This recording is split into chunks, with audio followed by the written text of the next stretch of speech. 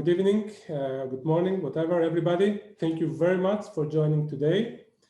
The first actual convening of our community activity. We hope that you had the chance to be part of the launch event that we had yesterday and listen to the very interesting keynote speeches that we had.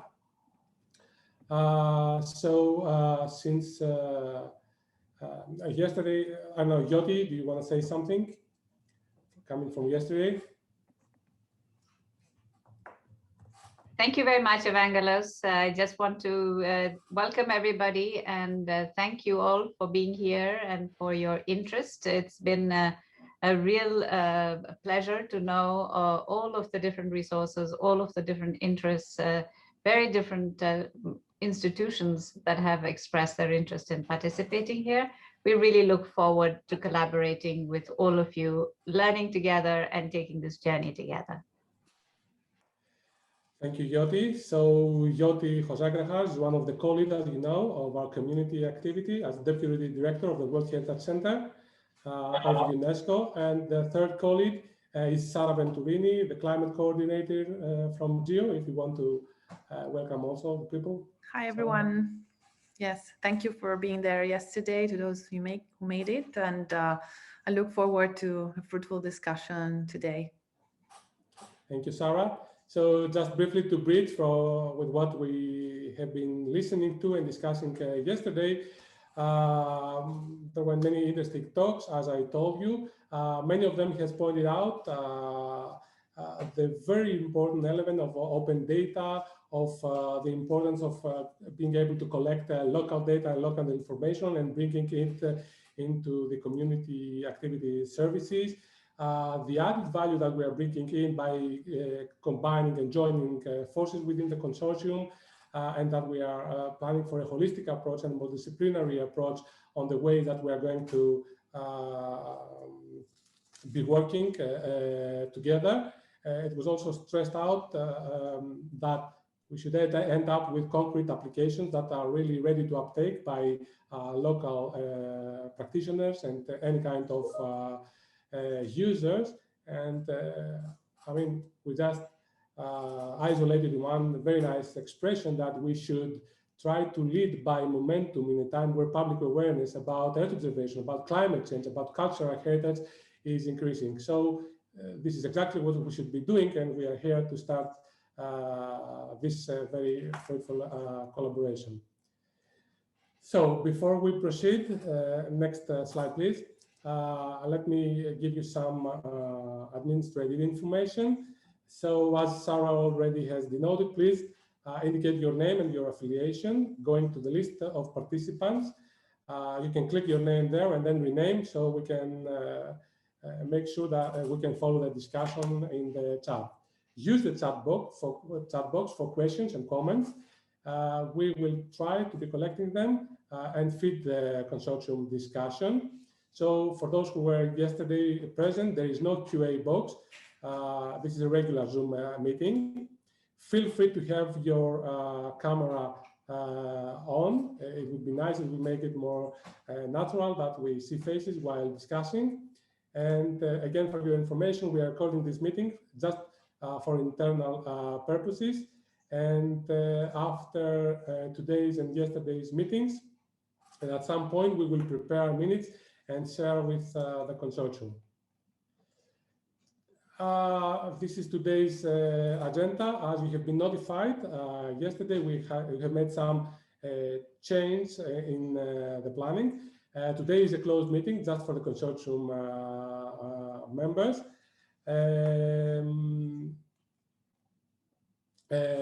We will start with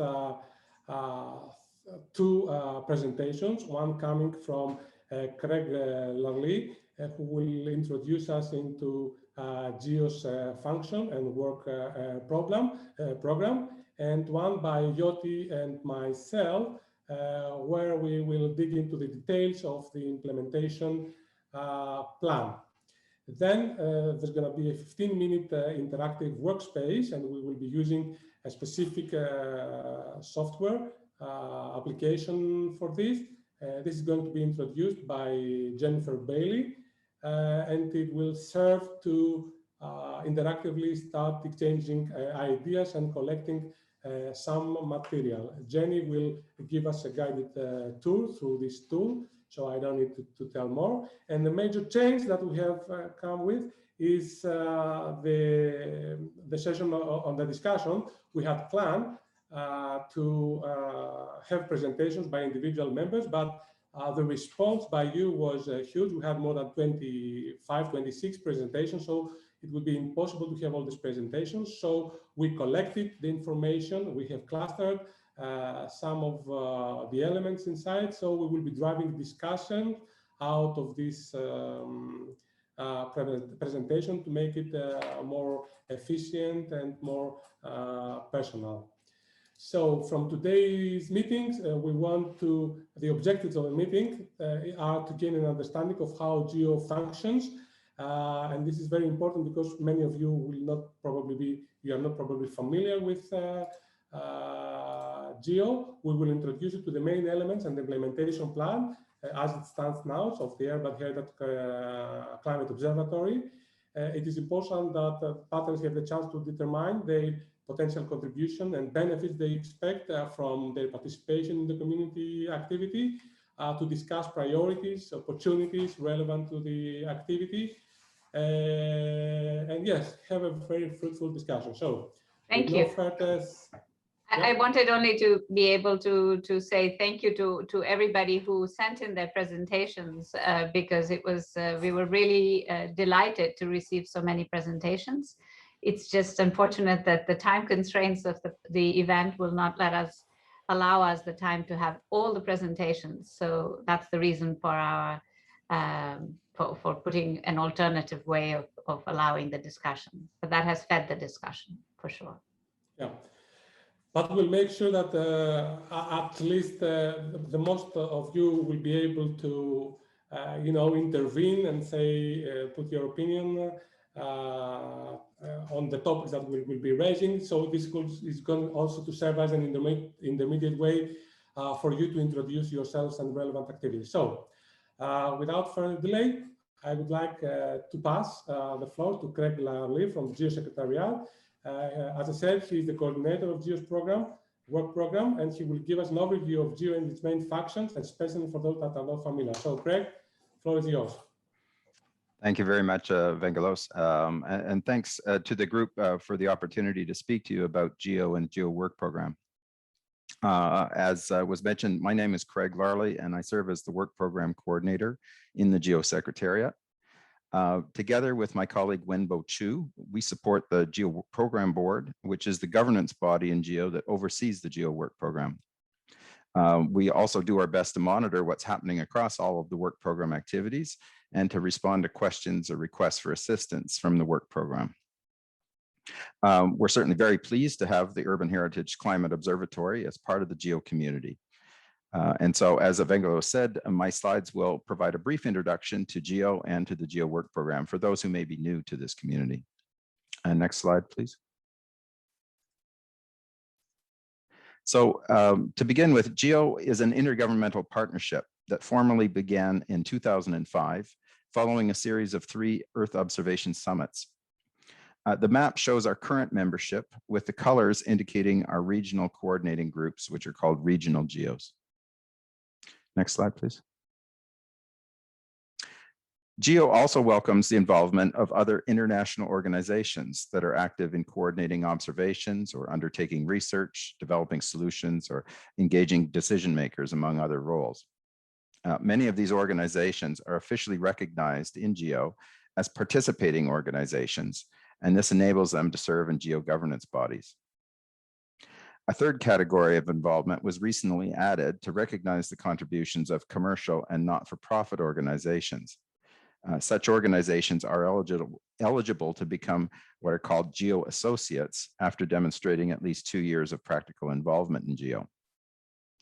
I'll note here that involvement in a GEO work program activity is not limited only to GEO members, participating organizations, and associates, Many GEO work program activities include countries that are not yet GEO members and organizations that don't have an official status in GEO itself. Next slide, please. So what GEO does. So first of all, advocacy of open sharing of Earth observation data was one of the initial drivers for the creation of GEO, and it continues to be one of our core objectives. Over time, this focus has broadened to include concern not only for data, but also for sharing of models, methods, tools, and other information and knowledge on the use of Earth observations. A second key objective is engagement. GEO was founded on the principle that user needs are the basis for our work. This has evolved over time into the concept of co-design and co-production, in which the activities that comprise the GEO work program are expected to be implemented by teams that include a broad range of stakeholders. This aspect is fundamental in how we view capacity development. Capacity development in this sense is not a separate activity in GEO, but is the intent of the entire GEO work program. And the third key core function here is that expected results of GEO activities are the sets of data, methods, tools, and applications of services that are openly available to be used, adapted, and modified to address a wide range of environmental, social, and economic challenges. The delivery of these results are really what the GEO work program activities are intending to produce. Next slide, please. Now, where we focus, as an intergovernmental partnership, GEO's primary aim is to support our member countries. However, as the needs of individual members may vary considerably, GEO focuses its efforts primarily on a set of international policy frameworks that have broad acceptance and for which Earth observations can make an important difference. So our three key areas are sustainable development, in particular the SDGs, the Sustainable Development Goals, climate action, including the Paris Agreement, but not limited to that, and also disaster risk reduction. Now, in the GEO context, we call these three our engagement priorities, and they're the main topics on which we focus our engagement, both within the GEO community and with other external groups. A fourth engagement priority, resilient cities and human settlements, is expected to receive approval within GEO this year. Next slide, please. So I'll talk a little bit about the GEO work program. The GEO work program is the means that GEO uses to realize its goals. So unlike many other international organizations, the GEO work program is not centrally funded or implemented. All of the activities in the work program, with a few exceptions, are resourced and implemented through voluntary best efforts collaborations of institutions from GEO members, participating organizations, GEO associates, and others. These organizations support the involvement of their staff in GEO projects, supplemented with financial and other in-kind contributions. In total, there's over 2,000 individuals that have a wide range of skills and expertise that participate in GEO work program activities. So there are currently 68 GEO work program activities, which are organized into 5 categories. 3 of these categories, the community activities, GEO initiatives, and the GEO flagships, make up the largest part of the GEO work program. So what these activities are focused on is on the development of open tools and surfaces that use Earth observations to address a specific set of needs in a specific domain. New activities enter the work program as community activities, just as the Urban Heritage Climate Observatory is doing now. These are mostly early stage projects and pilots. Once a community activity has demonstrated results and has established a user community, it may apply to become a GEO initiative. GEO initiatives work to broaden the scope of their services and their geographic reach. The most mature activities may apply to be recognized as a GEO flagship.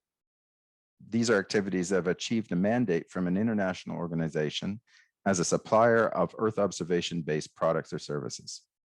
And they also exemplify the kinds of results and impacts that GEO intends to realize. A fourth category, regional GEOs, which I mentioned earlier, are activities that support GEO members within a particular geographic region. The regional GEOs help to broaden engagement with countries and institutions in their region, assist in applying the results of GEO initiatives and flagships, and they bring regional needs and perspectives to the broader GEO community. The last category of GEO work program activity is the foundational tasks. These include various cross-cutting services to the GEO community, which include common infrastructure like the GEOS platform and the GEO Knowledge Hub, management of cooperative cloud computing programs with commercial partners, coordination of the GEO engagement priorities, and work on key horizontal topics such as data sharing and governance. Some, though not all of these functions, are performed by the GEO Secretariat, which is the only part of GEO which is funded collectively by GEO members.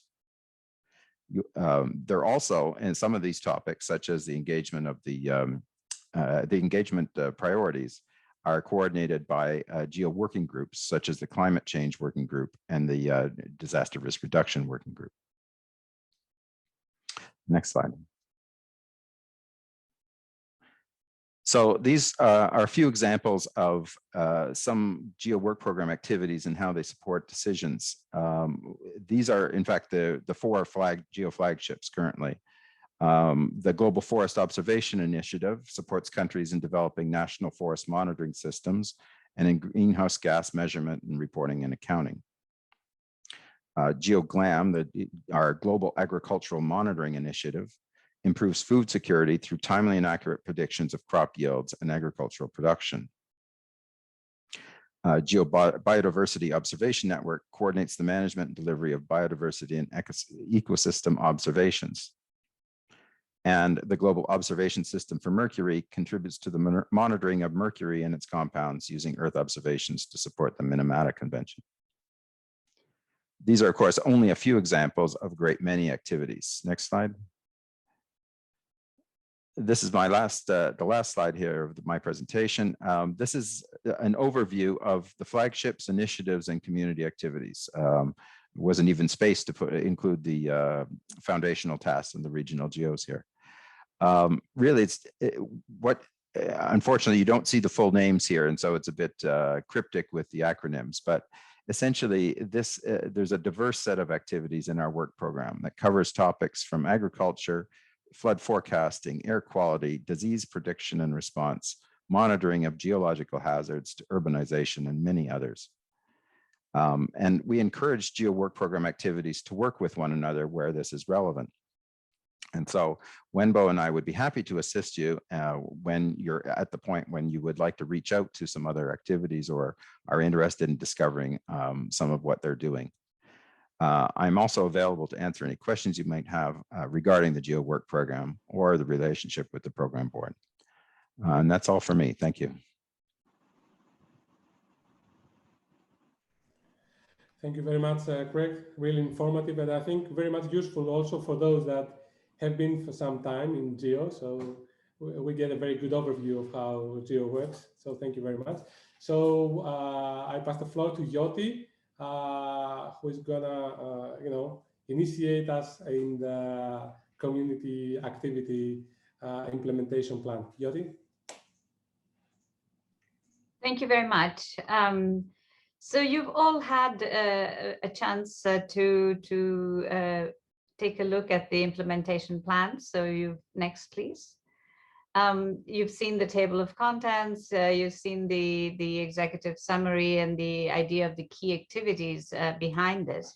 So the IP is a document, in case you're not familiar, it's a document that outlines the development process of each of the community activities that Craig just outlined, including that is included in the GEO work program. The IP development process initiates by call for new and revised GEO work program activities to GEO members, participating organizations, and the broader community of stakeholders with which GEO interacts. There's also, you sent out the more shareable, attractive version of the IP, the implementation plan that was circulated to the consortium and interested parties. And we will be also putting up the full implementation plan on the website of the UHCO on Geo, and also at the World Heritage Center. Next, please. So to just share with you broadly the vision of the initiative, which is really at the heart of it, to place heritage at the center, the heart of local and national policies and actions for urban development, sustainable development, and climate change, by proposing strategies for local and practical solutions, for global policy frameworks and mechanisms to assist member states to implement actions towards sustainable development, adaptation to climate change, and towards enhancing resilience and disaster risk reduction, integrated with the conservation of urban heritage, and where feasible and relevant, contribute towards prompting mitigation actions in heavily polluted World Heritage cities. So as you see here, the most, if I was to put it down in terms of number of points, we are first of all looking at the protection of World Heritage cities in a number of different ways, as just outlined. We're also looking at being able to streamline data and workflows to match the user needs with the assets, and to prioritize and standardize, because not all of the Earth observation data is available in a standardized way. So being able to coordinate that is another major part of it, and standardize it. Looking for funding opportunities and sharing resources is another possibility that we are hoping will emerge from this collaboration. And to look at policy outcomes, so that support for national and local policy frameworks could be afforded, and we could help to deliver local and practical solutions. And most of all, the UHCO would help to create an integrated and effective network. Next, please. So the overarching objectives, first, to help heritage cities to protect their heritage using Earth observation tools to address climate change and impacts, first for World Heritage cities, and subsequently, as we discussed yesterday, for other cities that are historic cities, but not on the World Heritage list. Also to draw on local needs and data to inform local decisions and develop global services, to assist local practitioners, to enrich and modernize the processes for preservation, monitoring, and management of urban heritage using Earth observation, and finally to mobilize local and national communication and advocacy around climate action.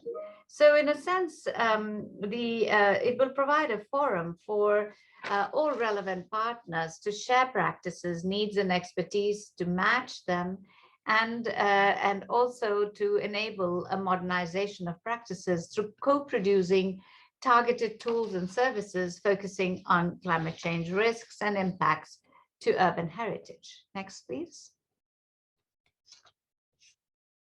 So as you see, there's a long list of activities that we propose.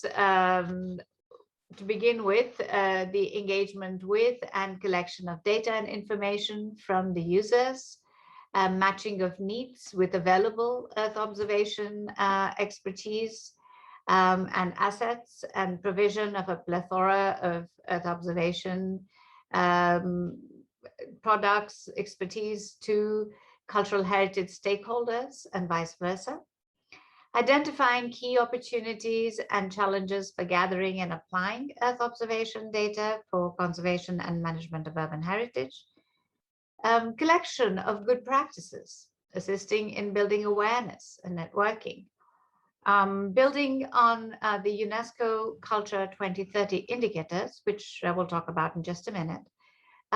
Develop a preliminary set of indicators and relevant workflows to pinpoint climate change impacts on World Heritage cities, the risk for urban heritage, and in parallel explore interdependencies with other pressures of urbanization. Proposals of strategies for local and practical solutions for global policy frameworks and mechanisms to support and assist states parties to implement actions towards sustainable development and adaptation of climate change, towards enhancing resilience and disaster risk reduction, integrated with the conservation of urban heritage. The development of priorities, principles, and protocols for gathering, assembling, and analyzing Earth observation data in the context of climate change in historic cities, and the concretization of synergies among partners, construction of a plan for funding it, and attracting a strategic design for short and long-term activities. Next, please. So with regard to the real needs and engagement, the data that is the data information on the one hand that's available and that is needed, and the stakeholders and being able to match their needs and their the situations that they are looking to address. So the matching of data and information needs with available Earth observation assets and provision of a plethora of Earth observation expertise to cultural heritage stakeholders, as I said, is one of the key objectives. And it is an untapped and as yet not adequately acknowledged, perhaps, point around the power of the tool of Earth observation. So Earth observation can significantly contribute and holds great potential to enable and monitor specific mitigation and adaptation strategies to shield urban cultural heritage from climate change risks and impacts. Earth observation in World Heritage Cities can accelerate and improve the provision of documentary evidence of cultural heritage and impact of climate change and cultural heritage, and offer continuous monitoring and a means to standardize the practices, engaging multiple disciplines and building upon systems and frameworks that are already in place. The focus on urban environments includes areas prioritized by UNESCO with limited capacities or facing extreme repercussions to climate change, such as in the least developed countries and small developing states, SIDS, and Africa. These are priority regions for UNESCO. Next, please. Yes, thank you. Good practices across the board, establishing a good framework to assess and collect global practices, assisting in building awareness, knowledge and networking as an imperative component of the curriculum used in the community training, community activities training efforts. So we'll be looking at developing a collection of good practices and assisting in building awareness and networking and mapping existing and current projects and initiatives in the domain to build a comprehensive knowledge base and to exchange information, build synergies, and look at to ways to avoid duplication. Next, please. Now, finally, just to, this is my last slide, and then I'll hand over to Evangelos to complete this joint presentation. This is the Culture 2030 indicators that UNESCO has developed over the last 3 years almost, and is now piloting. It was launched at the Forum of the Ministers of Culture in 2019 in October, with the presence of over 120 ministers of culture. And is been all 193 member states of UNESCO have been consulted on its development through a consultation survey. This particular set of indicators, it was developed because culture is not adequately measured and its role and contribution not adequately accounted for in the SDG goals. And as you see here in the across the 4 dimensions, we have basically taken the 169 targets and recomposed them in these 4 thematic areas. And you see in the first thematic area of environment and resilience, there are 2 or 3 that are immediately relevant to us. The first is the sustainable management of heritage, and the second is the climate adaptation and resilience indicator. Now, these are across the 6 culture conventions and 3 recommendations, including World Heritage. Each of these, some of these are measured qualitatively and some quantitatively. The climate adaptation and resilience indicator is a checklist. And so that could be a very important starting point for the development of the indicators that we were talking about. I will stop there and hand over to Evangelos. Thank you very much. Thank you very much, Jyoti. Next slide, please. So it's obvious that EU holds great potential to shield urban habitats from climate change risks. So we really need to identify the opportunities for UHCO to contribute in this effort. Especially in world heritage cities, the earth observation technology and information can facilitate the creation of bridges between the climate change and cultural heritage communities, and actually offer a framework for the design of multidisciplinary approaches to tackle climate change risks and impacts on cultural heritage. Yet, certain gaps exist in relation to integration and usability of different EU assets, and along with increasing technical capacity needs, and all those elements we certainly need to explore within our community activity. A prioritization and systematization of assembling, analyzing, and delivering ready-to-uptake tools and services is certainly needed, and this is also needed to be aligned to the workflows of cities management, because at the end of the day, it is the World Heritage cities that we want to address. It is important that to go from paper, from theory to concrete outcomes, it is important that firstly, we concretize the synergies among us, among the partners of this community activity, and from the template actually that you were asked to fill in, it was more obvious to us that the vast majority of partners have placed networking very high in the priorities, or even better for the expectations from the UHCO. And we can see how important it is considered that we actually trigger interaction between all those partners and the different communities involved. To make things happen, apart from the own resources that we will be able to offer to the community activity and the activities that partners are already undertaking and could be benefited from interaction with the community activity, early identification and dedicated pursuing of funding opportunities is also necessary for the observatory. So having this in hand, it will actually enable us to solidify planning for the medium and long term activities, while the short-term activities that we will be discussing could actually serve as the preparatory steps to probably find ourselves in a better position when opportunities are created or are just in front of our eyes. Next, please. Methodologically speaking, and this was really highlighted as one of our main strategic approaches, is that we run laboratory sites.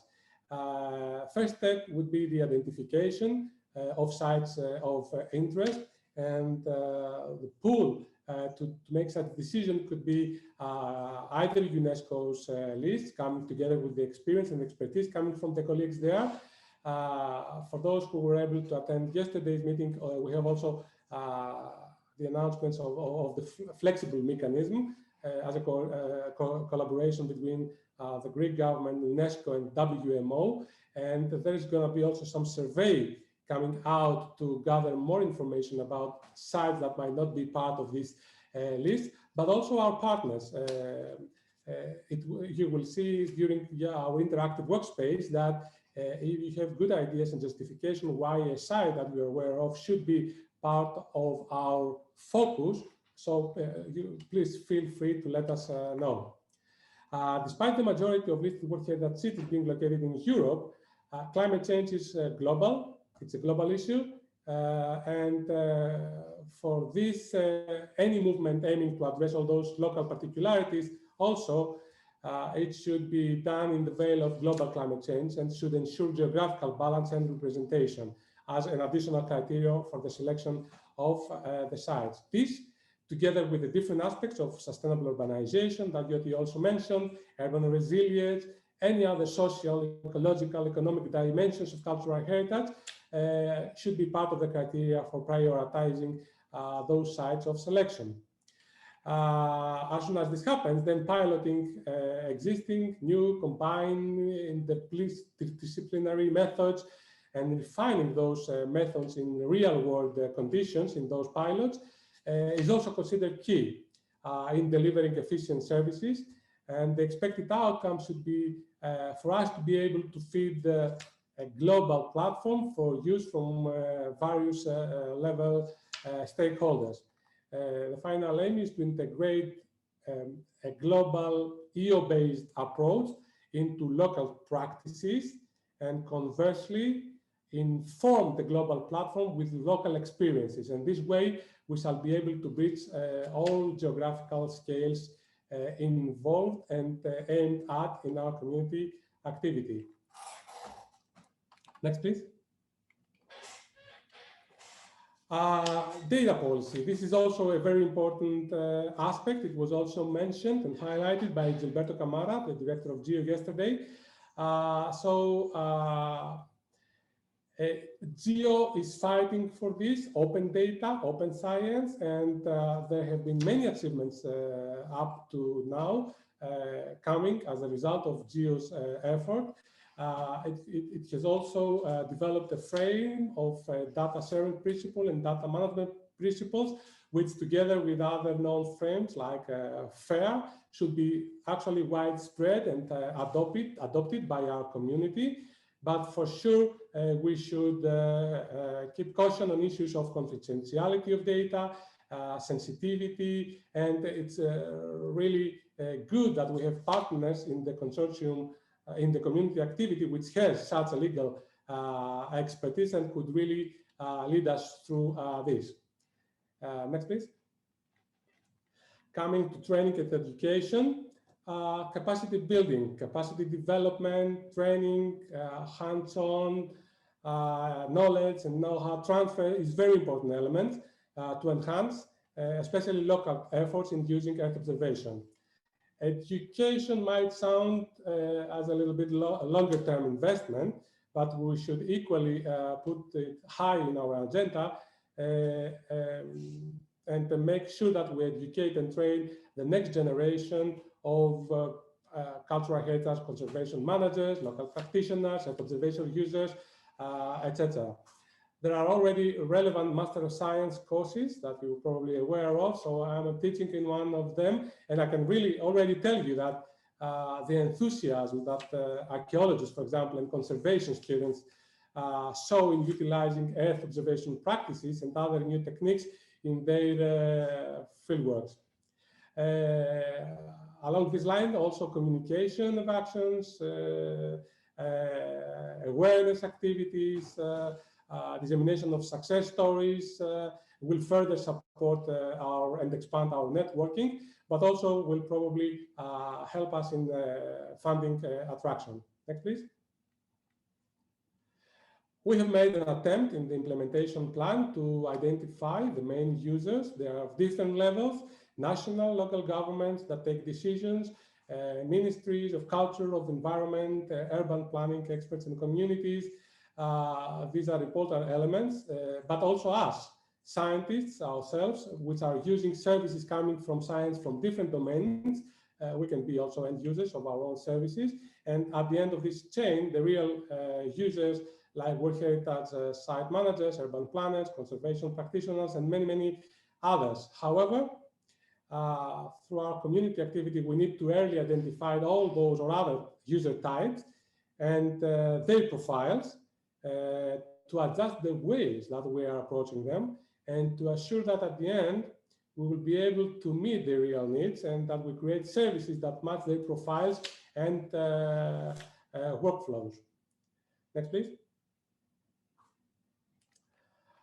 And just a few words about governance and the functions of the community activity, which of course will be further delineated through discussions that we're going to be having with the steering committee of the community activity. As you already know, we have 3 co-leads, the UNESCO World Heritage Center, the Geo Secretariat and the Greek Geo office. There is a steering committee which have decided to keep it with few organizations, to keep it flexible in function and decision making.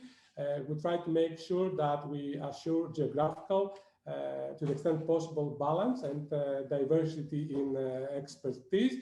And we will further decide about specific duties and their terms, the member terms of for serving this steering committee. However, the main functional, let's say, organism of the community activity should be the working groups. The formulation, the development of working groups should need to assure the highest interaction and osmosis between the different communities, and at the same time being efficient to produce tangible, useful outcomes. And from experience on how GEO works with working groups and other task forces, it is necessary that especially those that who will be leading these working groups, but also the members behind those, are engaged and are able to support the works behind. There can be different types of working groups. We have had discussion in the past of groups serving as communities of practices, discussing, or task forces that have more dedicated tasks to accomplish.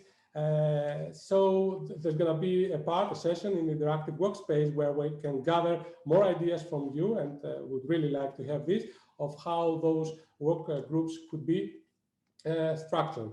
And finally, there is a support office. It comprises of the co-leads of the community activity who are responsible for the general coordination, and other experts like communication experts from all three leading bodies, and personnel that will be facilitating administrative issues. And this is also open to others. For example, we have contributions. For example, I would like to thank Fatima Khan from Pakistan, who has been helping us for the creation of the implementation plan and making it look so nice. And I think that's it for the moment. That was my final slide. I would like to thank you very much for your attention. Thanks, Yoti and Craig. And I would like to open the floor for some immediate questions or clarifications needed from our presentation, but also coming back to Craig's presentation. Sarah, I think you can. Right, I'm looking at the chat. I don't see immediate clarification questions, more like comments and questions that can be taken up during the open discussion with members. Yes, I think perhaps Jörg Lutherbacher questions could be quickly addressed here. Jörg, would you like to speak up? Yes, sure. Hello, everybody. Good to see you all. Very happy to be also involved here, and also yesterday from the WMO side. And thanks very much for the very good presentation, which gives really a good overview of where we are, where we want to go. I was just wondering, I mean, we heard a lot about Earth observations, meteorological data. I haven't really heard anything about the future. So to what extent are we using climate predictions and downscaling them to the local scale, where we can say, and some statements about the future, about changing of extremes, which impacts the cultural heritage locations. So where does the future and the modeling aspect has a place in the whole process here? Thank you. If how are we doing the questions? Should we answer them one by one, or? Yes, I think we can take this one only. I don't see any other immediate clarification questions. So please, either Evangelos or Jyoti, go ahead if you have a response for Jörg. Thank you. I could just, you know, from the perspective of World Heritage, I could just say that it's certainly, I think that that is what we are hoping. We can, we can have, we can lean on the World Meteorological Organization for.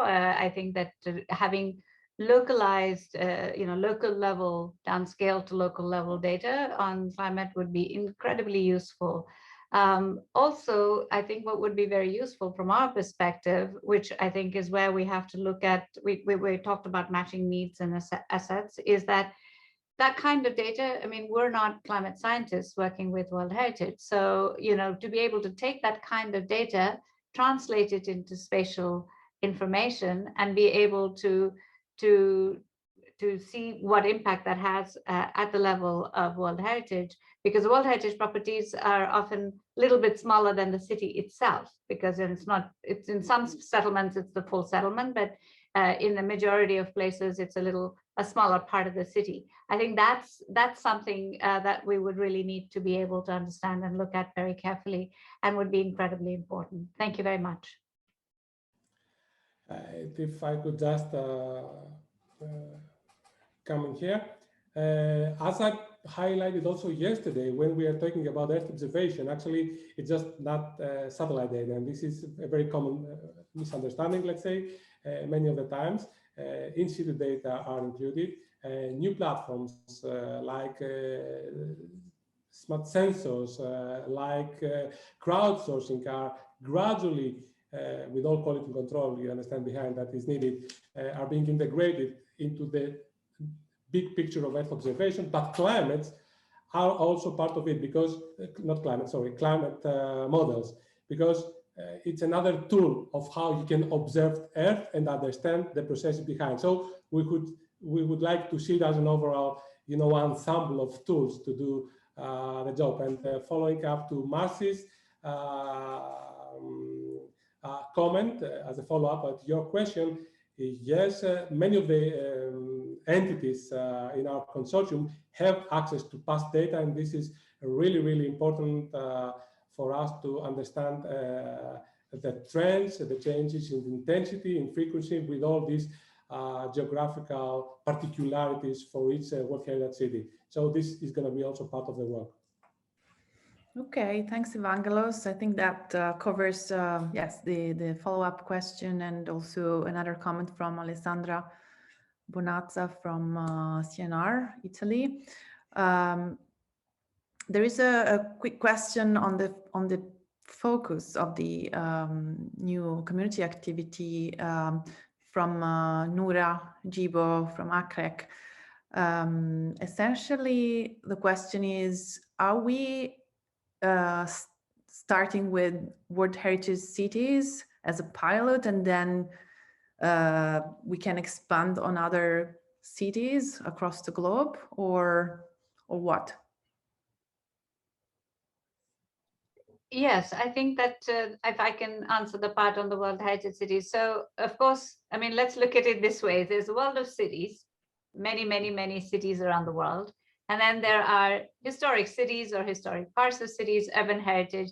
There's an enormous number of cities and settlements that have this kind of urban heritage, but only very, very few of them actually are inscribed on the World Heritage list. So certainly, there's a world of heritage out there that is not on the World Heritage list.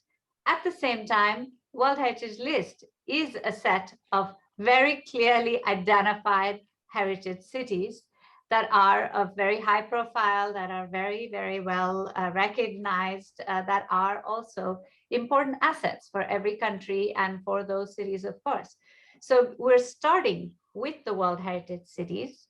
And hopefully by the end of this 3-year, whatever, certain number, by the time we advance and mature in this activity, we will have all the tools and we'll have the frameworks in place to be applied to any heritage city, whether it's regardless of whether it is listed on the World Heritage list or not. And I think there was also a question in the chat from Noura Jibo, also whether Sanaa, Timbuktu, and Cairo were the starting laboratory sites. In fact, no pilot sites have been identified yet. I mean, we're just at the very, very initial step of being able to launch this and to discuss the possibilities of pilots.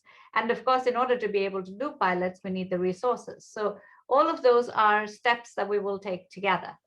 I'll stop there. Maybe Evangelos can add. Thank you. Can I ask something, Sarah? Yes, please. Is Quickly. Diaphantos from Cyprus. Why? Because we have just, my understanding is just a starting community of activity. Why on every participant on the list for every country to start include a case study for every country to start from something, because it will be a good idea to work together and exchange knowledge on Earth observation and to share some data or capacity building. This is one suggestion from me.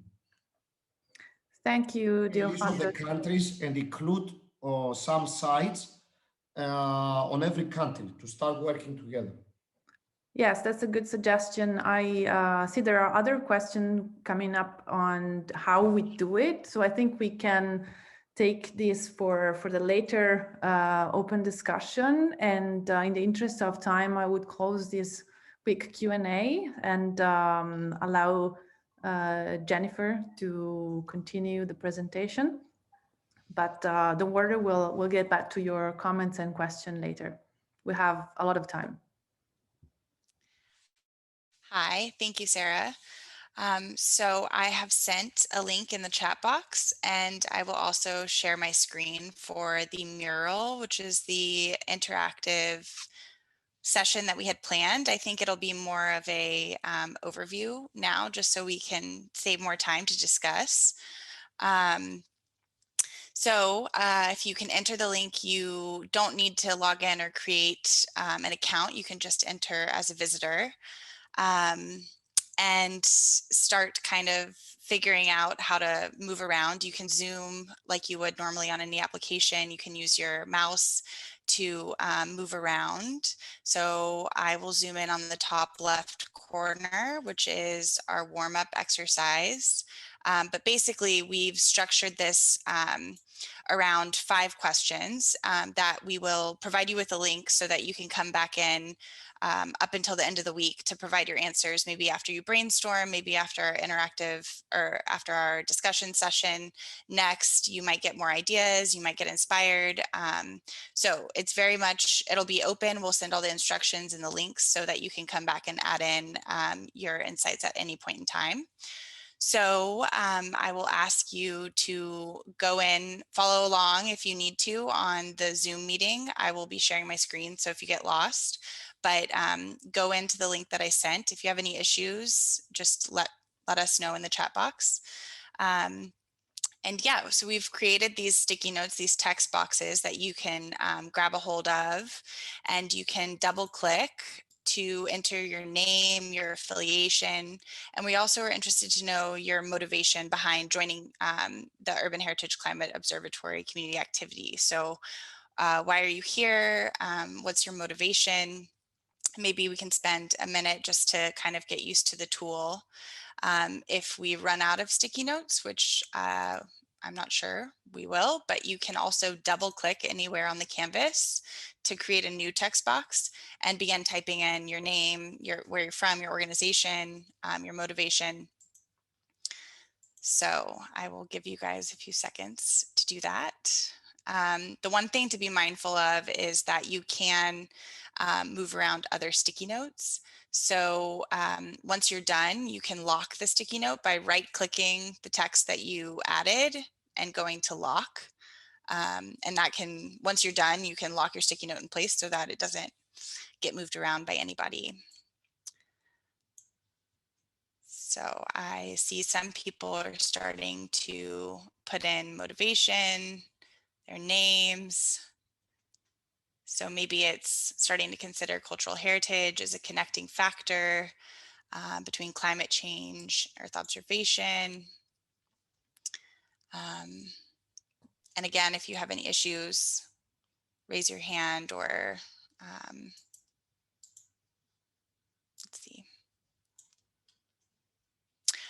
Yeah, so I will send the link again in the chat to everyone.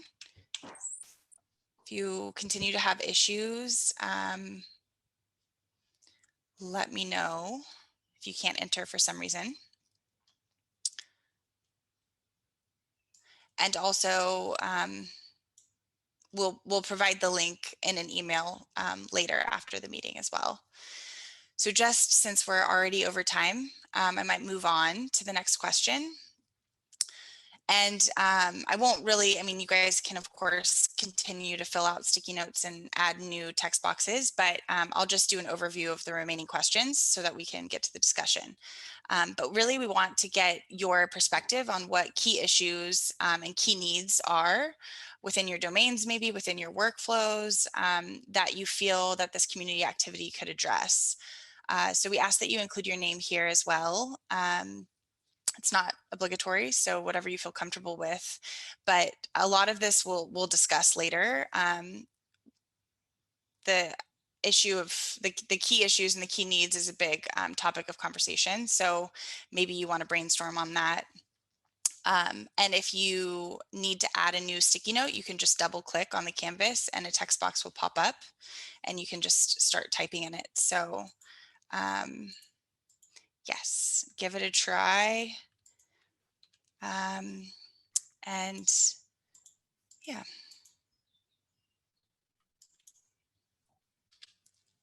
Again, just let somebody know if you're having issues and we can try to resolve. Hopefully everybody's been able to access the link.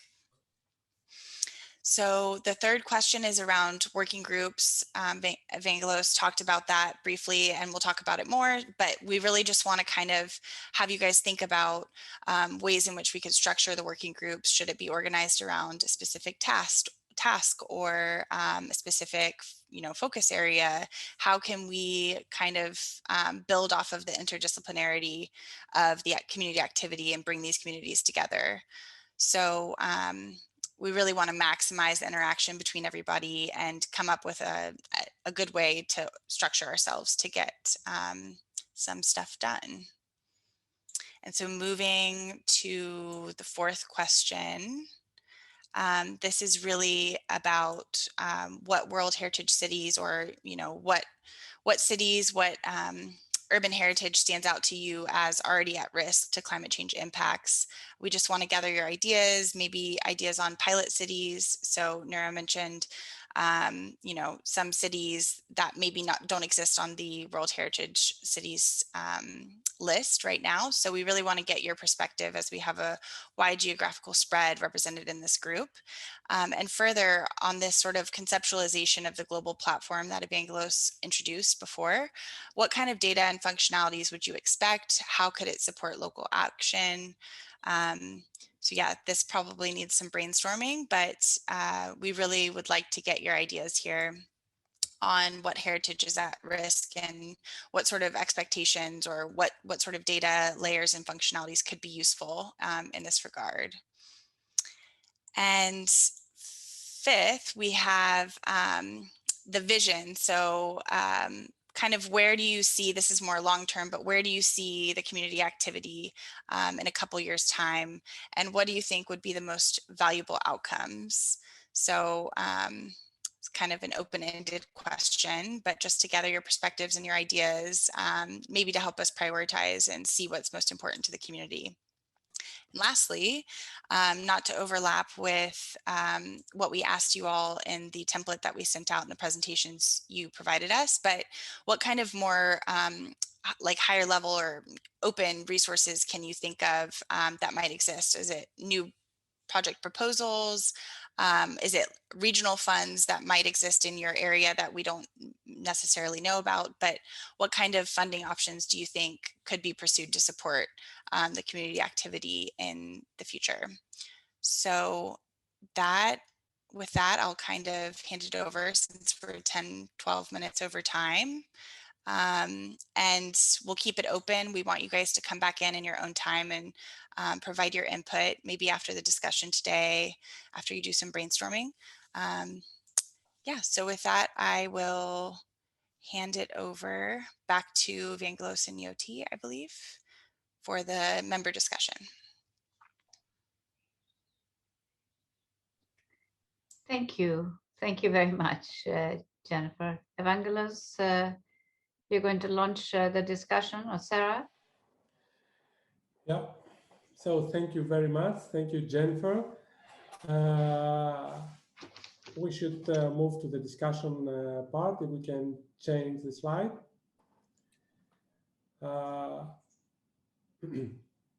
So, as I informed you in the introduction, we have tried to go through your the presentations that you have sent, especially the last slide, who had specific questions for the partners, focusing on which do you perceive as the main priorities for UHCO, and what resources or roles you would see coming from your side. So we try to make some clustering around these questions that we hope that will be driving the discussion today. So the first one was what do you expect from UHCO, and how do you foresee its activities being useful to your organization, and what level of interaction would you like to see happening? And in this aspect, we had networking and 20 partners highlighting this as an emergency. Around use cases and sharing of good practices, methods and protocols, we had 16 partners. Others pointed out the need to have access to data, to have access to open data and open science, to specific applications for uses in the urban domain, etc. We have 13 partners commenting on capacity building and sharing knowledge, but also having access to infrastructure and other assets. With respect to challenges, that was really interesting. We had 11 partners who would like to be more aware about the needs of the other, coming from the other fields. So yes, I'm an Earth observation expert. I want to help the cultural heritage domain, but I do not really exactly know what they want and how they want it to be. So what are the opportunities? How can we fund this? How can we raise awareness of what already can we service the other communities? And coordination aspects, that would be 5 partners talking about the need to prioritize next steps aligned to effort that are undertaken by other bodies or frames. So this is the first slide. We should keep this slide and start the discussion. I wouldn't go to some of those points that seem to be very obvious, like the networking. I would move to the case studies, for example. Good practices, methodologies, and standardization in protocols are some of the elements that have been highlighted. And please feel free to, especially for those that already had it in their presentations, to give us your feedback. The floor is open to everybody. I can also, put the spotlight of some of those. Perhaps it may be nice to have everybody's cameras on and people can raise their hand and speak. And we can remove the slide so we can see everybody. I can see Sorin raising his hand. Sorin from Cyprus, please. Yes. Hello, good morning, and thank you very much for giving me this opportunity to speak here. As a suggestion, I would also look at ongoing funded initiatives that are relevant to this discussion here, because some are already working on existing pilot cases, on projects, on activities that are already funded, and we can attach to them. So for example, I'm participating in a newly funded EU project called 4CH.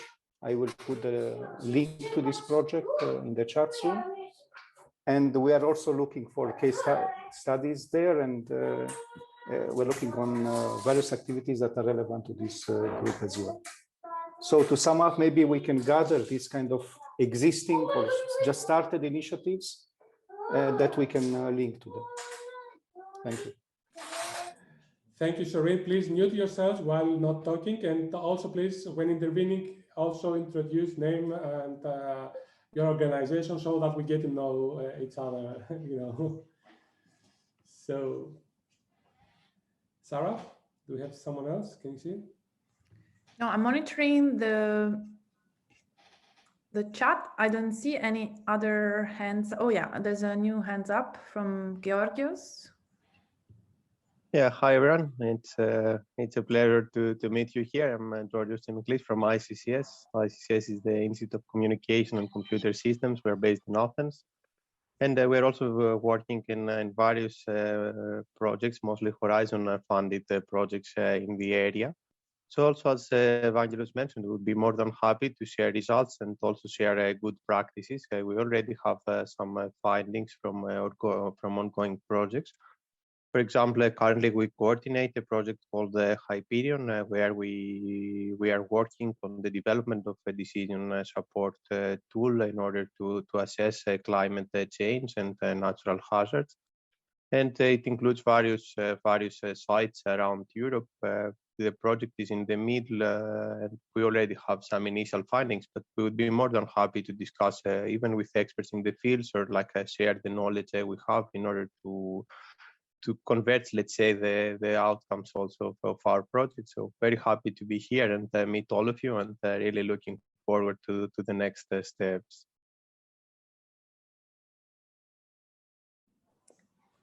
Thank you. There's another hands up from another Georgios or Georgios again. Yes, hi everyone. Sorry for my camera. On behalf of the Remote Sensing Lab of Foundation for Research and Technology Hellas, I would like to thank you for inviting us in this community.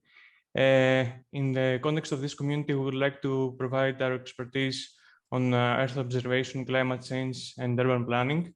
Our experience from coordinating and participating in ERC, Horizon 2020, and other projects, as well as our equipment, including drones with hyperspectral cameras, flash towers, and other instruments. So Remote Sensing Lab can contribute to all tasks of Urban Heritage Climate Observatory, and especially to setting the monitoring framework for gathering local Earth observation data, considering various urban heritage sites, selecting and prioritizing the pilot sites for validating the monitoring framework, as well as implementing the monitoring framework in the pilot sites and refining it through local feedback. Thank you. Thank you, George.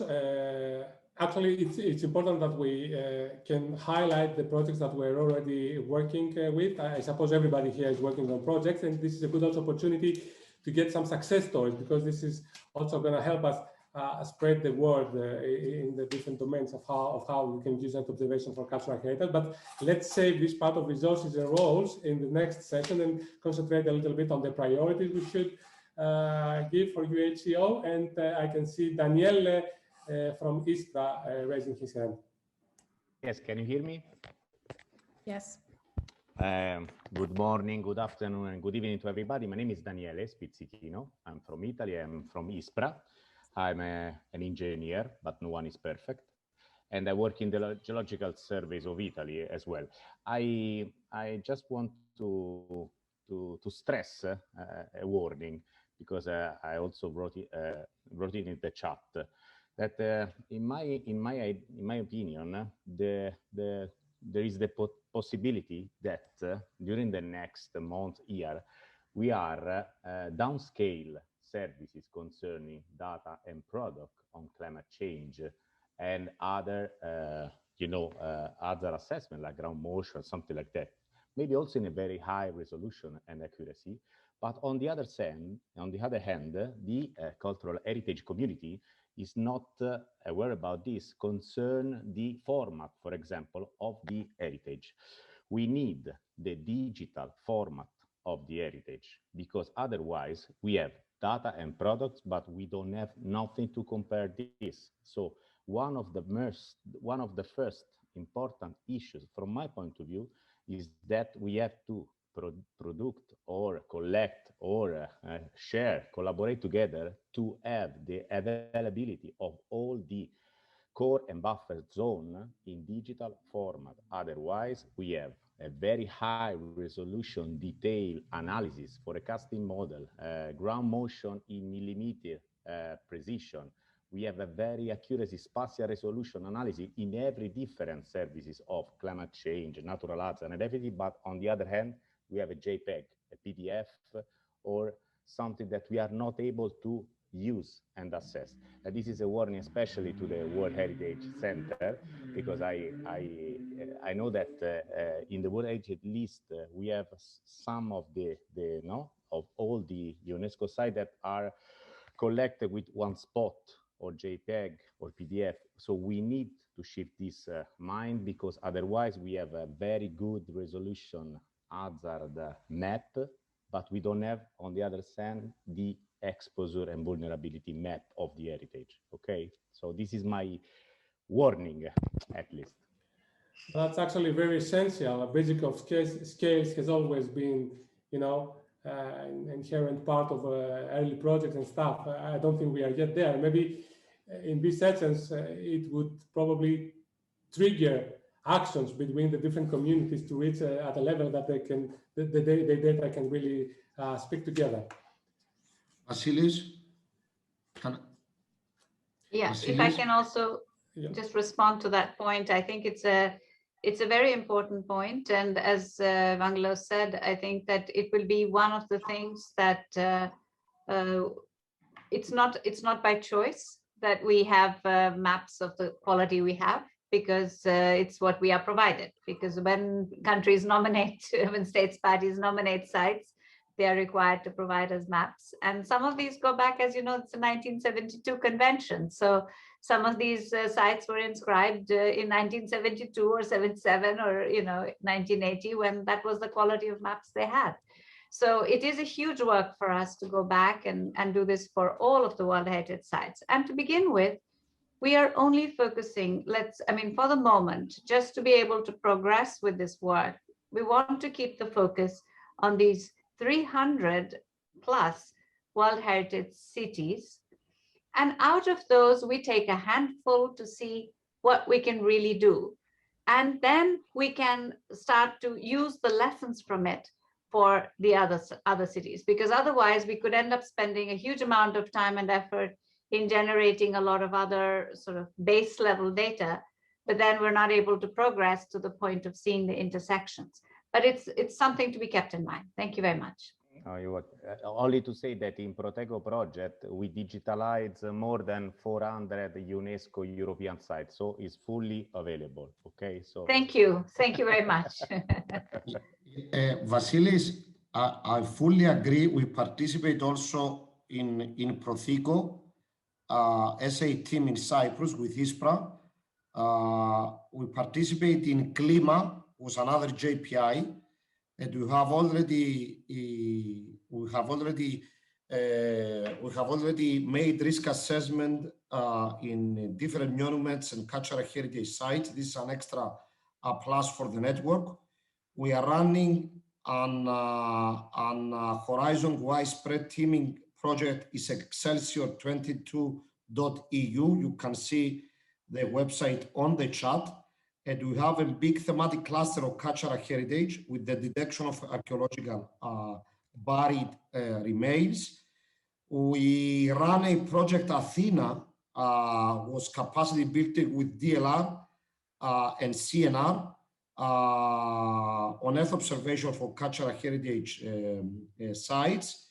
And we're running another project for digitization of cultural heritage in Cyprus. Now the project is called Digital Imprint, and we have a big cultural heritage in Earth observation and geoinformatics at the Cyprus University of Technology and Center of Excellence. And we are happy to include these initiatives under Geo initiative and to share data and knowledge transfer with all the participants, especially with the UNESCO and other possible involved stakeholders. Thanks, Diofantos. I think it's very important that we have resources to share and priorities to start with. I see there's a hands up from Carl, but also I would like to take two questions from the chat that are very similar. So I will let Carl go first, please. Yeah, hello, my name is Karl Bayer-Kuhnlein. I'm a professor for biogeography. So I'm an ecologist, and I was leading the Ecopotential project together with Antonella Provenzale, which was a Horizon 2020 project on protected areas and closely linked to geo. So my plea is to link cultural heritage and natural heritage, because we want to see cities in the future where people live in and which are not just monuments. I made the experience about 10 years ago in Egypt when I was participating in work on environmental problems, so to say, for the big temples and excavations where the archaeologists always wanted to show only the stones.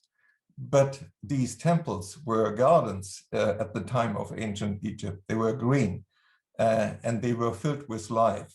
Today, we just see some columns and some ruins.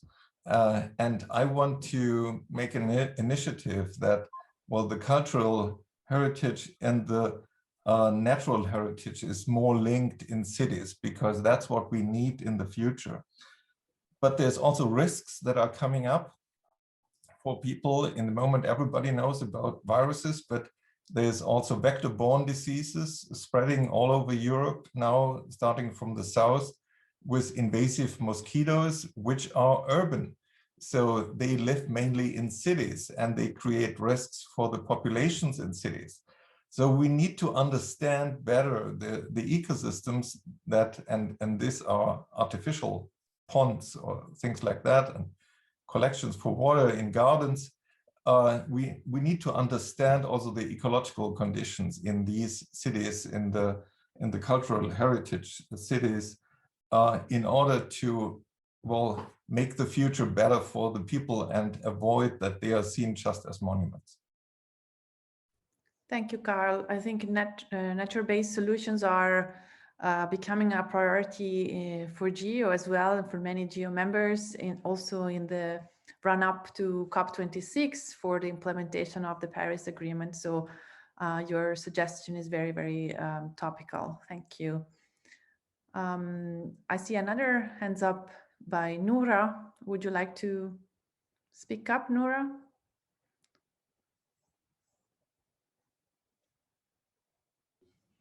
You're muted. You need to unmute yourself first.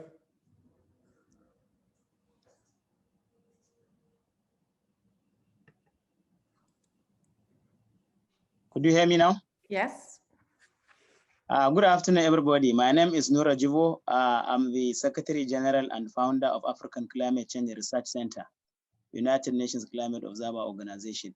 I had nice presentations from Dr. Evangelos and Jyoti, but I have an advice based on the strategic plan of Urban Heritage Climate Observatory. If you look at the planned activities, about 10 items on the list have been outlined in the planned activities from 2020 to 2022. So I advise that these planned activities, we could include it in timetable form. We should draw a timetable for it that will give us lines of actions. These 10 items, we could design a table. Maybe we could say within the first 3 months, we want to achieve item 1, 2, and 3. Within the first 6 months, we would achieve item 3, 4, 5, and 6. That would give us a kind of strategic lines of action, which we could achieve perfectly without any hitch or any issue. This is my observation. Thank you, Noura. Actually, this is part of the discussion that we are going to have in the steering committee. So thank you for bringing this up. Of course, we will concretize the timing of the activities and make the strategic planning. I would like to give the floor to Carl. if your hand is still raised, and then move to a different category to keep the discussion going. Carl? I think Carl already spoke, Evangelos. Oh, I'm deeply sorry. He just spoke, but I wanted to take two questions from the chat. Sorry. Okay. Two questions from the chat that are important and that are very similar and are important for the discussion on priorities. I see a question from Dominique Muna Bandi from UNESCO Rwanda, talking about the relations to the involvement of local authorities, and in particular how national meteorological agencies will be involved, is if there's a plan. And the same goes for the question of Gunther Schreier, I hope I pronounce it correctly, from DLR. And the general question is, how are decision makers and city authorities involved in this activity? So I think it's important to discuss the stakeholders, the beneficiaries, as a priority.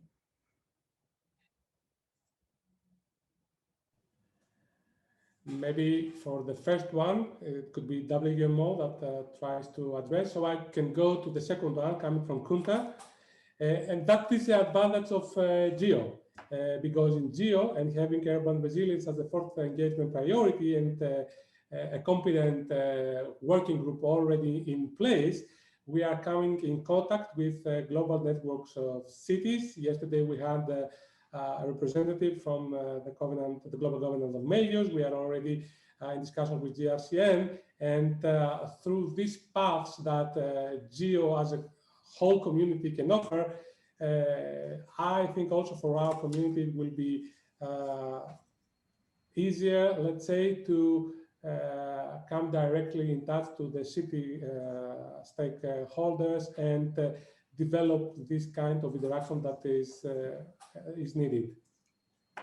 So for the first one on the local meteorological services, Jörg, maybe you'd like to take this? Yeah, thanks very much. I mean, this is of course a crucial question, and this is exactly what WMO is also doing. I mean, we have a lot of 193 members, which are meteorological offices, but we have also regional association, regional offices. And of course, a lot of programs related to disaster risk reduction and so forth.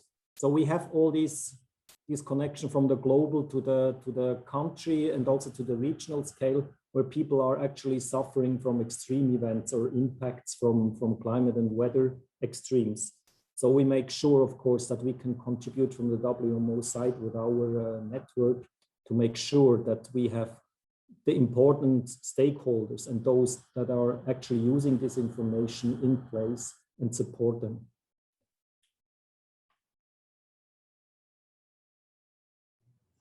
Thank you. And if I can add, I guess WMO with GEO, UNESCO, and all the city associations together will be able to reach out to a much broader constituency, a much broader stakeholder group.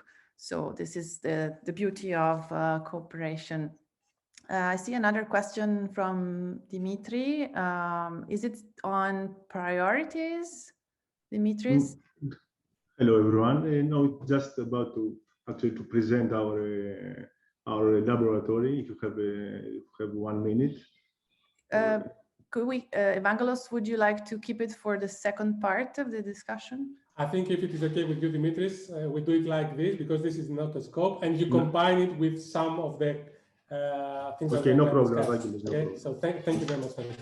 So allow me to pass to another very significant element that we see here, which is capacity building, and especially since developing countries are and should be involved and prioritized. I think also for UNESCO, but Yoti can talk better on this, has put the emphasis on Africa and other developed countries and areas.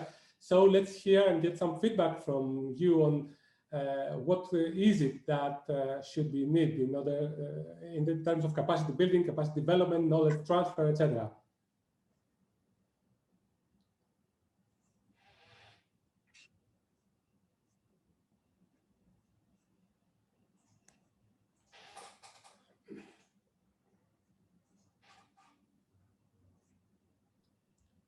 just to add to what Evangelos was saying, and to prompt further thoughts, you know, when we were talking earlier this morning about the, or a little while back, about Protea, for example, and the availability of information that has already been collected on World Heritage Cities, for example, World Heritage Sites across Europe.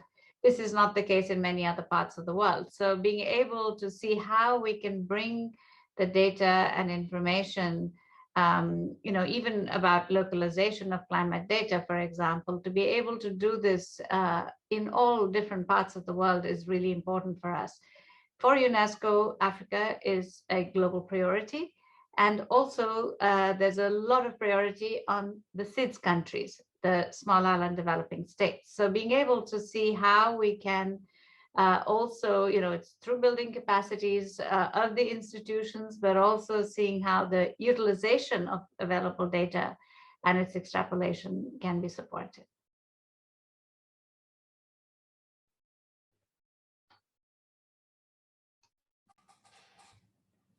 So are there any particular specific needs with respect to capacity building that you would like to inform us of in such countries? You can use the chat, of course, or, you know, anytime, or use the mural in order to contribute your view on this. So if we don't have something, then another aspect that it has come from your contribution, from your slides, is challenges. And challenges, actually, one of this points was that we are aware of the needs and the opportunities to cover these needs. That was one point. And another point was how can we already advertise services that we are having in hand, and we have to share with the right end users.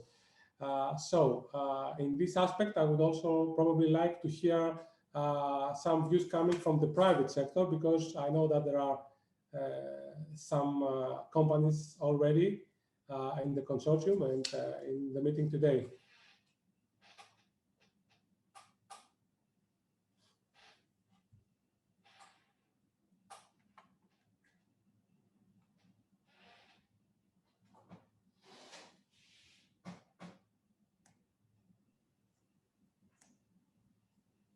Someone? We have, yes, Sarah, I can see. No, I was wondering, because you saw all the responses from the consortium members, you may indicate who responded and just prompt the discussion. Yeah, we have, if we have representatives from CGI, Draxis, or Planetech, it would be nice to hear their view on what opportunities they see as a private sector. Actually, we had a question like that yesterday. How are we, how do we plan to involve the private sector? And this is a discussion that's going on for many, many years also in GEO. So the private sector being present. We have Jamie, as I can see. Jamie, please. Hi everyone.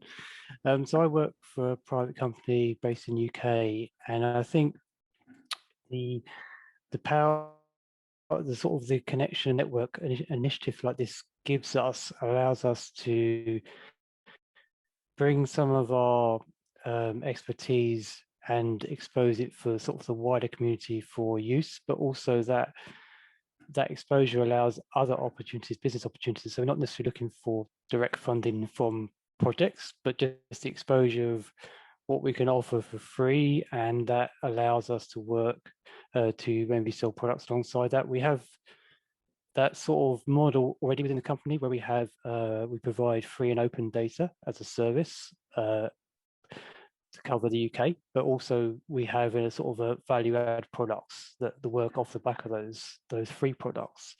And so either people can use us for consulting to generate those value-add products themselves, or they can buy those products off us. So we have this sort of freemium business model, and working within this group here will allow us to do the same. We can offer services, maybe offer data hosting, etc. and stuff, and that just exposes our company to the wider network and looks for other sales opportunities. So we're quite keen to participate where we can.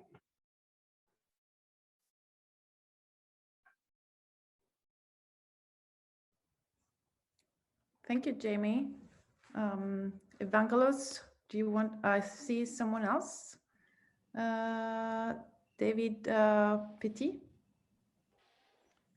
Yes, so I'm David Petit from Demos Space UK and in the private sector. And yes, same reaction than Jamie. I think when I joined the group, I didn't think about business opportunities, but more how we can contribute. I mean, we are involved in multiple projects related to the SDG goals.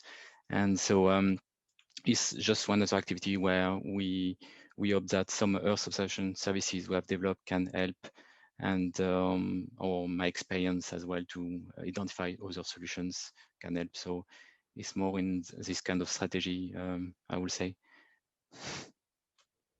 So, may I ask you, for example, some of the very high resolution data that might be needed for the purposes of the community activity and cultural heritage might be those that are produced and disseminated by private companies with some cost. Do you think that there is incentive for them to to use this network and assist, I mean, in this effort as part of their business plan, without that cost for this specific purpose? So as Demos, we are actually Planet reseller, but I cannot talk on behalf of Planet, but I know they are quite keen to support activities in general. And I would say the area to monitor are not very big. So it means the cost of imagery should not be important, very high. And as Demos, for example, we are looking at the moment as part of the project with ESA called Atlantic Regional Initiative to help cities to look at effect of climate impact and looking at climate resilience to protect the cities, not to protect, to measure the impact, what will be the economic impact, but it could be as well impact on cultural heritage. And the area are not really big, and there are already plenty of Copernicus services which are free. So the cost of the processing are not necessarily very high, or some of them can be supported by ESA, for example, what is happening in this initiative, for example. So there are some resources where ESA can provide some vouchers to support this. So there are some mechanisms that can help to support the cost of the processing, or for the imagery, considering it's not necessarily a large area, sometimes it's possible to have low cost as well.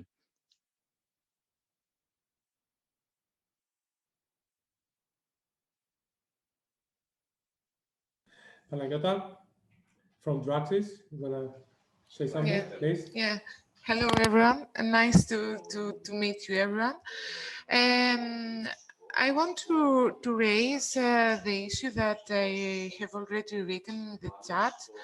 I think that an open question, especially for the private sector, is how to ensure sustainability in using Earth observation and building services on top of Earth observation, especially when we are targeting public authorities as customers. Meaning now we are talking about cultural heritage and the protection of these sites.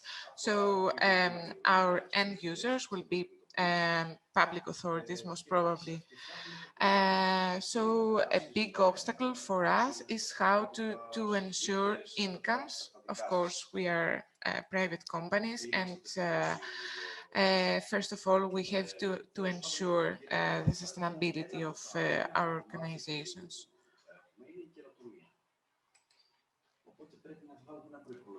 So please mute yourselves if you are not talking, because we have some background noises. So Panagiotta, what would you expect the contribution of UHCO to be in this frame? Do you think that the umbrella of such a global endeavor could help in this essence? I think that we can motivate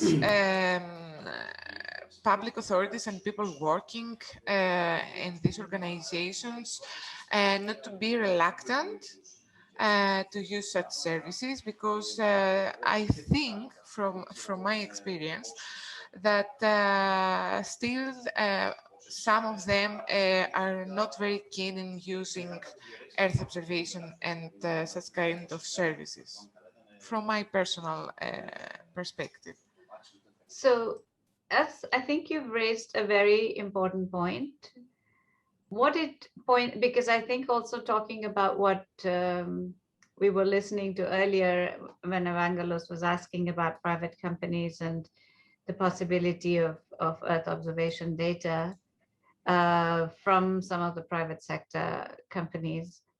I think what we have to think about is first, where are the gaps? You know, what information is there? Where are the gaps? And then, you know, this is the purpose of the UHCO is not so much to just match private Earth observation person or company with a end user, which is a city. I think that it's much more complex than that, and that's what we need to define. Because if what we're trying to do is to develop certain adaptation strategies or advice on mitigation measures based on Earth observation analysis, for example, that means we're bringing together heritage, understanding of heritage management, Earth observation analysis, and climate change to come up with some policy directives, measures, strategies. So what we are presenting to the end users or the public authorities is not just direct Earth observation use, but this kind of processed value-added direction. So what private Earth observation producers, in a sense, people who are the companies, private companies and sectors, could gain is by joining such an initiative, the visibility and also the potential to be part of such a larger sort of complex process in providing the solutions. So it's not about how your bills would be paid directly by the end users or the cities, because that's kind of raw data that you're supplying to them. They don't really know what to do with it. What we're suggesting is what to do with it, how to analyze it. I mean, that's the purpose. When I say we, I mean together. That's the purpose, is that we find ways to process it in ways that there is a value added. So I hope that this will enable more private companies to come forward with their data and contribute with their data to this larger initiative. Thank you, Jyoti. I think David Petit wants to quickly get back on this point, and then we can move to the next part of the discussion about resources and roles. Yeah, yes, I think what was said was really right. So, for example, in the same project I was mentioning before, we look at the climate impact, working with local authorities to see what economic impact it can have. For example, we are working with a company called Climate Impact with the professor Marco Tedesco, and by helping them to assess with EO data that the climate change has an impact on economic level, they will change maybe their policy or do something to protect their assets. So cultural heritage is part of that. If we can show by studies, not directly using EU data, but showing the result of the economic impact of that, they will say, oh, we have to do something about that. We have to monitor that more often, and we have to look after that, because it will have an impact on my city, because my city maybe rely on this tourism activity, for example, or it's an important monument, I want to protect it. So I don't know. This is where the business can come, probably linking that to the business impact, the economic impact of the cultural heritage if it is lost. Thank you, David. That's yeah, it's a huge discussion, and NGO, of course, is welcoming private sector in general. So we will make sure that this conversation keeps going for future meetings. Rick, can we move to the next slides, please? Yes, so now it's about the actual role and resources that the consortium members can bring to the table. What aspects of this observatory would you like to get involved or lead? And what information or services would you be willing to share with the consortium? I remember that Dimitris was booked earlier to speak. So perhaps Dimitris, you can go first. Yes. Hello, everyone. I'm Dimitris Alexakis, Assistant Researcher at the Institute for Mediterranean Studies, Foundation for Research and Technology, Hellas. We're established in Crete, and we have experience for more than 20 years in monitoring cultural heritage sites and environmental resources by integrating both Earth observation data and data from geophysical monitoring. And of course, risk assessment with use of geographical information systems. But we're talking now. We suggested that we can create a living lab, a kind of living lab in the old city of Rethymno in Crete, and this is one of our proposals to create a kind of case studies and provide the knowledge that and the expertise that we already have in our case studies, and of course take the knowledge from the other partners and work on this kind of things. I don't know if you agree with this perspective.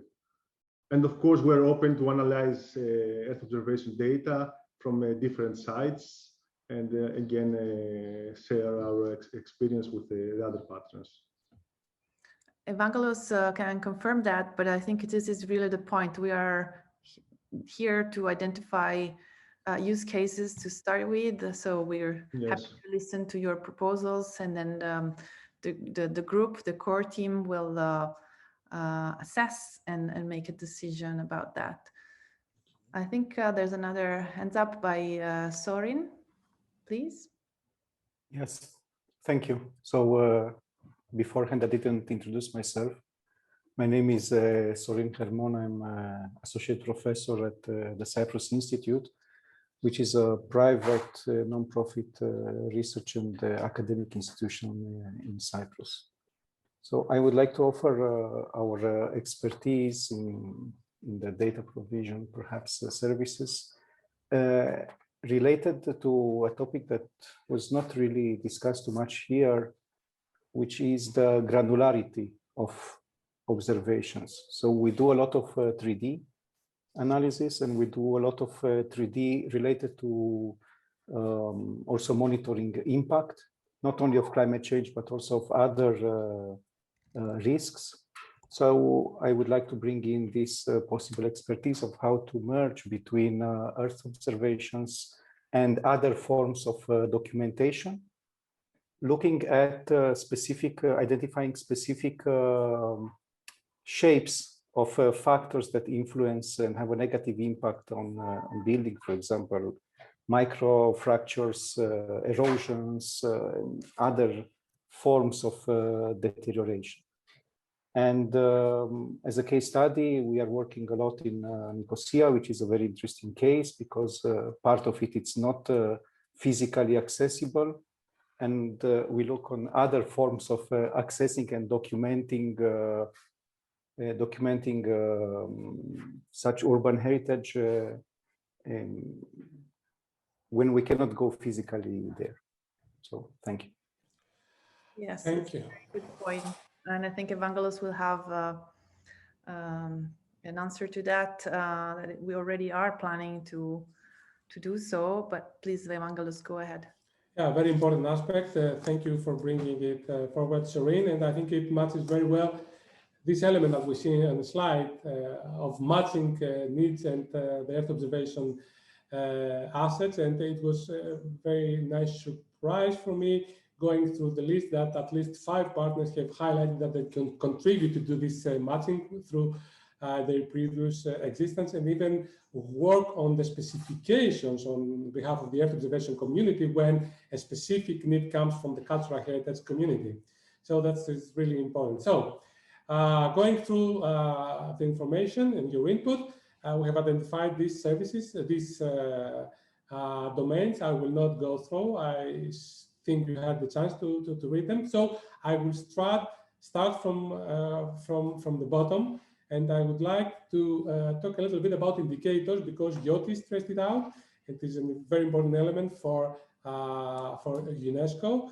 And if Marcy from ICOMOS and probably Alessandra from CNR are here, I would like to have their views and what they can bring in with their expertise.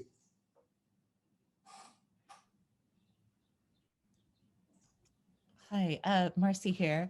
Hello, everyone. Welcome from on behalf of ICOMOS. And the project that I mentioned in the slide that I sent in is that ICOMOS has been running for the last several years now, a project called the Climate Vulnerability Index, or CVI. And it is a tool specifically designed to capture the climate vulnerability of World Heritage sites, both natural and cultural World Heritage sites. And it looks at both the climate risk to the outstanding universal values of World Heritage sites and the vulnerabilities and socioeconomic factors of the surrounding community. So it tries to balance those two pieces. So I am not the foremost of that team, so I'm speaking on behalf of them, but it's a project that ICOMOS has been building and testing in places as diverse as the Orkney Islands in Scotland with the Heart of Neolithic Orkney.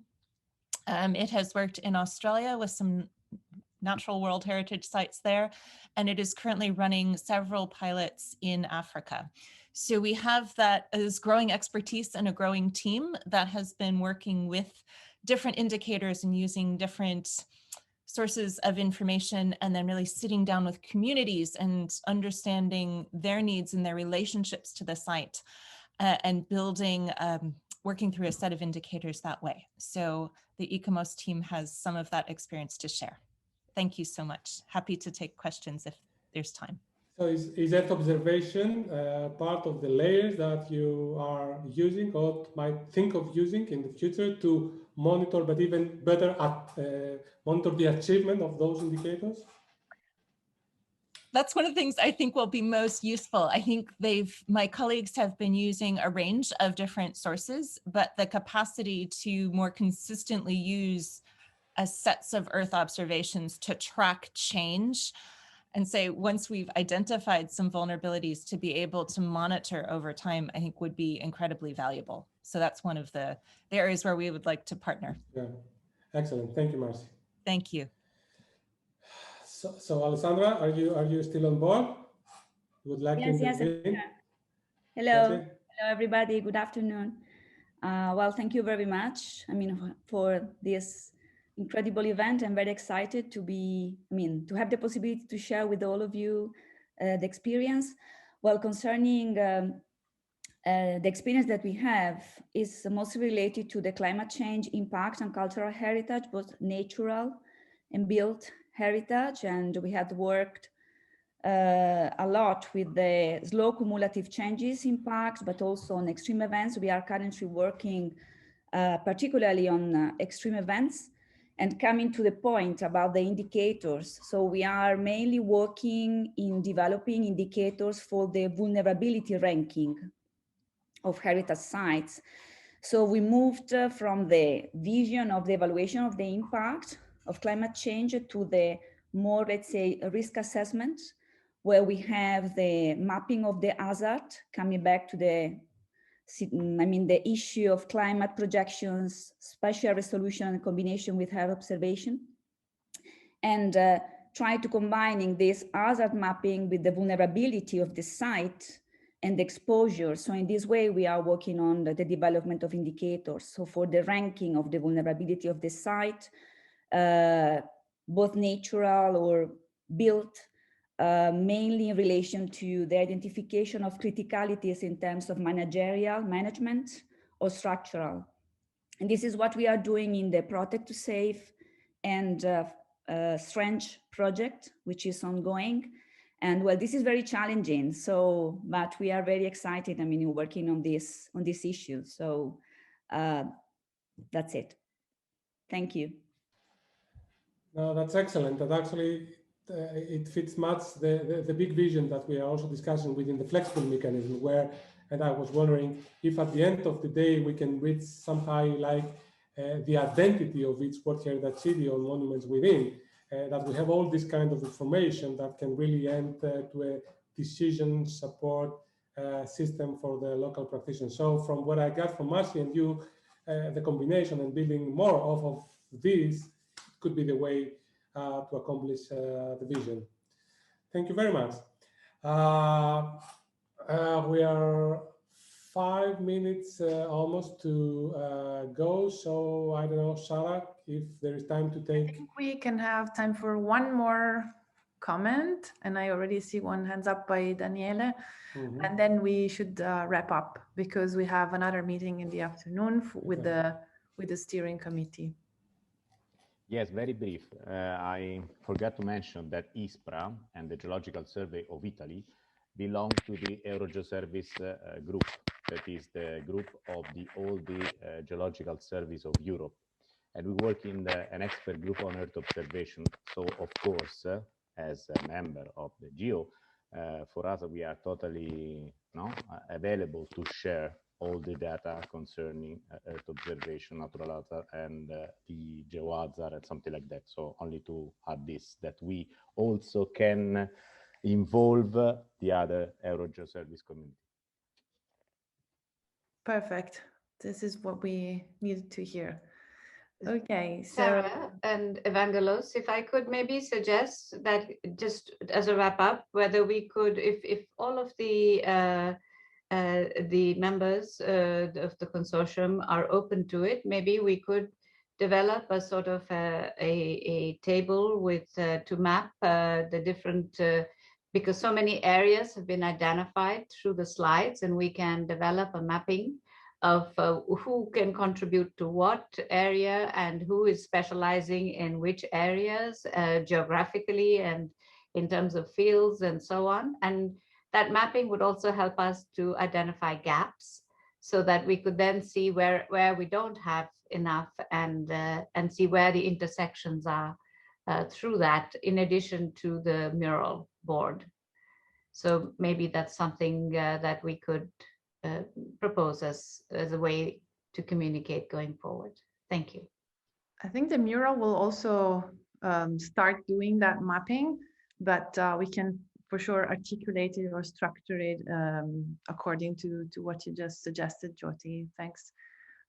So Evangelos, would you like to give some final remarks and talk about the next steps, what we can expect?